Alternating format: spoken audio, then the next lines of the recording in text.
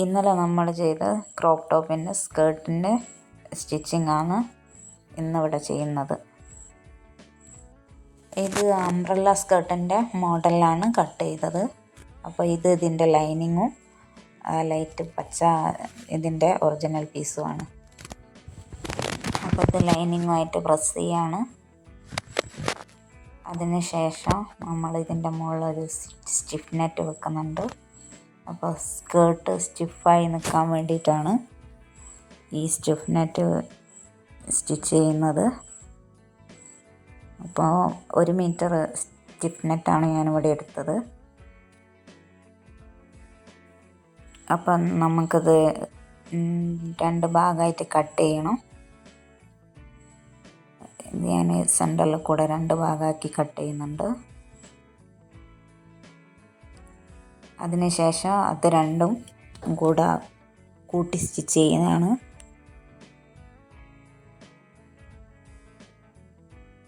Length കിട്ടാൻ വേണ്ടിയിട്ടാണ് ഇങ്ങനെ ചെയ്യുന്നത്.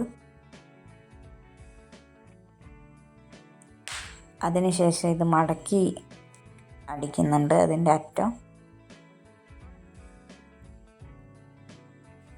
ബോക്സ് പ്ലീറ്റിൻ്റെ രൂപത്തിലാണ് നമ്മളിത് ലൈനിങ്ങിൽ പ്രസ് ചെയ്യുന്നത്. അപ്പോൾ കുറച്ചുകൂടി ഒന്ന് സ്കേർട്ട് പൊന്തി നിൽക്കാൻ ഇത് സഹായിക്കുന്നു. അപ്പോൾ അത് എങ്ങനെയാണ് സ്റ്റിച്ച് ചെയ്യുന്നതെന്ന് നോക്കാം. ഇപ്പോൾ 2 ഭാഗത്തുനിന്നും അങ്ങോട്ടും ഇങ്ങോട്ടേക്കും മടക്കിയിട്ടാണ് ബോക്സ് പ്ലീറ്റ് അടിക്കുന്നത്.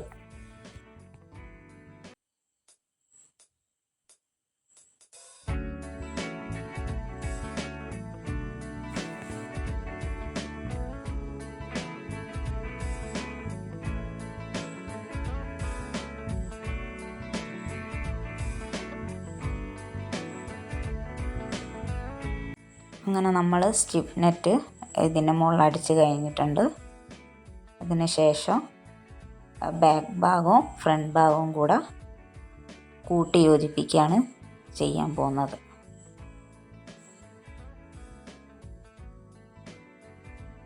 അങ്ങനെ നമ്മളിത് കൂട്ടി യോജിപ്പിക്കുന്നുണ്ട്.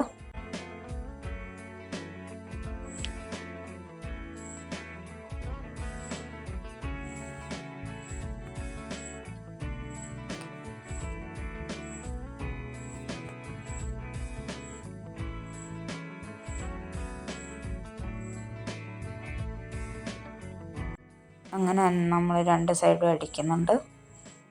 2 സ്റ്റിച്ചാണ് ഇതിന് കൊടുക്കുന്നത്. വിട്ടു പോകാണ്ട് നിൽക്കാൻ വേണ്ടിയിട്ടാണ് അങ്ങനെ ചെയ്യുന്നത്. ഇനി നമ്മൾ ഇതിൻ്റെ മുകളിൽ ബാൻഡ് ഫിറ്റ് ചെയ്യാൻ പോവുകയാണ്. അപ്പോൾ ഏകദേശം ഒരു 5.5 ഇഞ്ചുള്ള വീതിയിലുള്ള ഒരു ബാൻഡാണ് നമ്മളിവിടെ എടുത്തിട്ടുള്ളത്. അപ്പോൾ ഇതിൻ്റെ മുകളിൽ ബാൻഡ് ഫിറ്റ് ചെയ്യാൻ പോവുകയാണ്. കുറച്ച് കട്ടിക്ക് വേണ്ടിയിട്ടാണ് ഇതിനുള്ളിൽ ഒരു ഗ്രീൻ കളർ പീസ് കൂടി ആഡ് ചെയ്തിട്ടുണ്ട്. അതിന് ശേഷം നമുക്ക് എലാസ്റ്റിക് ഫിറ്റ് ചെയ്യേണ്ടതുണ്ട്. ഏകദേശം ഒരു 2 ഇഞ്ച് ആണ് ബാൻഡിൻ്റെ വീതി വരുന്നത്.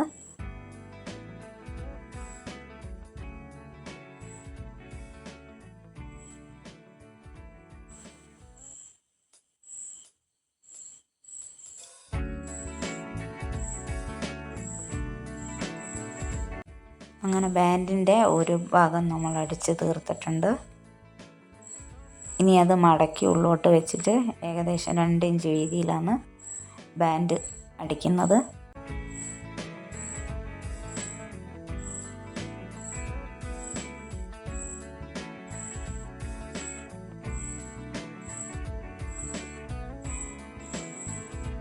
അതിനുള്ളിൽ ഈ ഒരു എലാസ്റ്റിക് ഫിറ്റ് ചെയ്യാൻ പോവാണ്.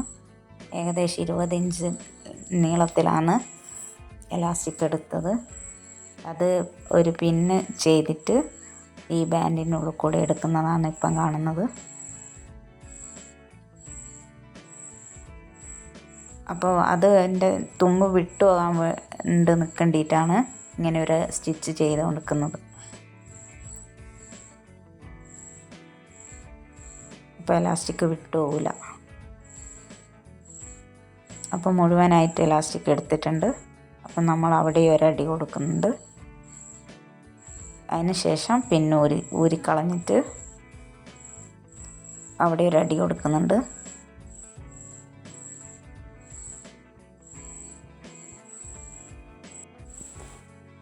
ഇനി എലാസ്റ്റിക് തിരിഞ്ഞു പോകാണ്ടിരിക്കാൻ വേണ്ടിയിട്ടാണ് ഇങ്ങനെയൊരു സെൻറ്ററിൽ കൂടെ ഒരടി കൊടുക്കുന്നത്. അപ്പോൾ ഇത് എലാസ്റ്റിക്കിനൊരു ബലമാവും, ഇത് തിരിഞ്ഞു പോവുകയില്ല. അപ്പോൾ അങ്ങനെ ചെയ്തിട്ടുണ്ട്.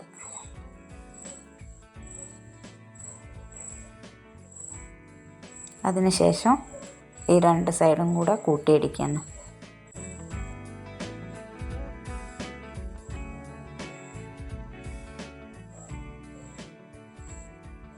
അപ്പോൾ ഏകദേശം സ്കേർട്ടിൻ്റെ അവസാന ഭാഗം വരെ എത്തിയിട്ടുണ്ട്.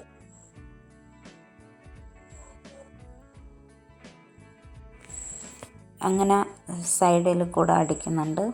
ഇവിടെ ലോക്ക് കൊടുത്താൽ നന്നാവും, കാരണം നൂലൊക്കെ അങ്ങനെ പോവും. എൻ്റെ കൈമേലാണെങ്കിൽ ലോക്ക് മെഷീനൊന്നുമില്ല, സാധാ ഒരു മെഷീൻ മാത്രമേ ഉള്ളൂ. അപ്പോൾ ഏകദേശം സ്കേർട്ട് കഴിയാനായി. ഇതിന് ഇനി സ്കേർട്ടിൻ്റെ വക്ക് മടക്കി 2 തവണ മടക്കി അടിക്കുകയാണ് ഇപ്പം ചെയ്യുന്നത്. ഈ അംബ്രല്ല സ്കേർട്ട് അങ്ങനെ വിരിഞ്ഞ് നിൽക്കാൻ വേണ്ടിയിട്ട് കുറച്ചൊരു കട്ടി, അവിടെ ഒരു കട്ടി കിട്ടേണ്ടിയിട്ട് ആദ്യം ഒന്ന് മടക്കി അടിക്കും.